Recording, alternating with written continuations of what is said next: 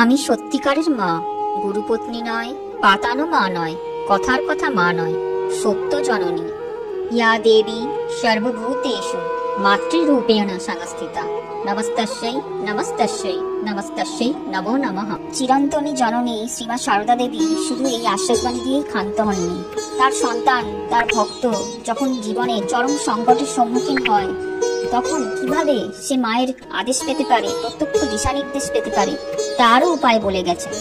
জীবনে চরম সংকটের মুহূর্তে শ্রী শ্রী মার থেকে সরাসরি আদেশ কি করে পাওয়া যায়, এই প্রসঙ্গটি সুলেখক সন্ন্যাসী স্বামী চেতনানন্দজি মহারাজ তার বিখ্যাত বই Shri Sarada Devi and her divine প্লেতে উল্লেখ করেছেন।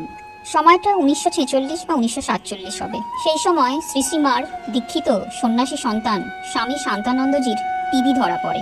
তখন টিবির কোনো ওষুধ ছিল না এবং রোগটা ছিল ছোঁয়াচে। টিবি হওয়া মানে এক প্রকার মৃত্যু অবধারিত। ওনাকে প্রথমে ওনার এই রোগের ব্যাপারে কিছু জানানো হয়নি। স্বামী বিরজানন্দজি ওনার জন্য সিমলা টিবি স্যানিটোরিয়ামে একটি বেডের ব্যবস্থা করেন। সিমলা পৌঁছে স্বামী শান্তানন্দজি স্বভাবতই বুঝতে পারেন তাঁর আসলে টিবি হয়েছে। তখন থেকেই উনি গম্ভীর হয়ে যান। তাঁর সেবক স্বামী শ্রীধরানন্দজির সাথে 3-4 দিন প্রায় কোনো কথাই বলেননি। এরপর স্বামী শান্তানন্দজি স্বাভাবিক অবস্থায় এলে তার একান্ত সেবক সলিল মহারাজ অর্থাৎ স্বামী শ্রীধরানন্দজি সাহস পেয়ে জিজ্ঞাসা করেন, মহারাজ আপনি 3-4 দিন এরকম গম্ভীর হয়েছিলেন কেন? তখন স্মিত হেসে পূজনীয় স্বামী শান্তানন্দজি মহারাজ সেবককে বললেন, টিবি রোগটা খুবই ছোঁয়াচে, আর তুমি আবার সেবক, তুমি আমার সাথে থাকছো, তাই তোমার জন্য আমি অত্যন্ত চিন্তিত ছিলাম। শ্রী শ্রী মা আমাকে বলেছিলেন, জীবনে যদি কোনো সংকট আসে তো আমাকে স্মরণ করো। নিজেকে কয়েকদিনের জন্য অপর লোকদের থেকে আলাদা রেখে খুব করে জপ ধ্যান প্রার্থনা করো এবং আমার কাছে জিজ্ঞেস করবে, মা কি করব? ওই সময় অল্প খাবে, নিজের দেহ মন পবিত্র রাখবে, যতটুকু না হলে নয় ততটুকুই অপরের সঙ্গে কথা বলবে, অপরকে জানতে দেবে না তুমি কি করছো। এক মনে এভাবে প্রার্থনা ও সাধনা করে যাবে, কখনো ধৈর্য হারাবে না। যদি আদেশ পেতে বা আমার উত্তর পেতে দেরি হচ্ছে তাতেও ধৈর্য হারাবে না। যদি দেখো কোনো উত্তর আসছে না, তবে জানবে তোমার মন এখনো সেই স্তরে আসেনি যাতে তুমি আমার আদেশ পাও।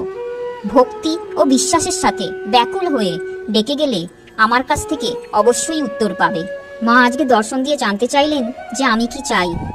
আমি বললাম যে আমি টিবি রোগে মরলে কোনো ক্ষতি নেই, কিন্তু আমার এই যুবক সেবকের যেন কখনো টিবি রোগ না হয়। মা আমার এই প্রার্থনা মঞ্জুর করলেন, তোমার কোনোদিন টিবি হবে না। স্বামী শান্তানন্দজির তৎকালীন সেবক সলিল মহারাজ অর্থাৎ স্বামী শ্রীধরানন্দজি এখন অস্ট্রেলিয়ায় বেদান্ত সেন্টারের অধ্যক্ষ এবং তার আজ পর্যন্ত কোনোদিন টিবি হয়নি। মা এভাবে নিজেই জানিয়ে গেছেন যে সংকটকালে তাকে কি করে স্মরণ করতে হবে যাতে তার আদেশ বা উত্তর পাওয়া যায়। আমাদের সংশয় মন হয়তো ভাবতে পারে যে এখানে প্রার্থনাকারী স্বয়ং ছিলেন শ্রী শ্রীমার মন্ত্রশিষ্য এক বরিষ্ঠ সন্ন্যাসী সন্তান। আমাদের মতো সাধারণ মানুষের ক্ষেত্রে এটা কি প্রযোজ্য? অবশ্যই প্রযোজ্য, কারণ এই বছরেরই মার্চ মাসে ঘটে গেছে এরকমই একটি সত্য ঘটনা।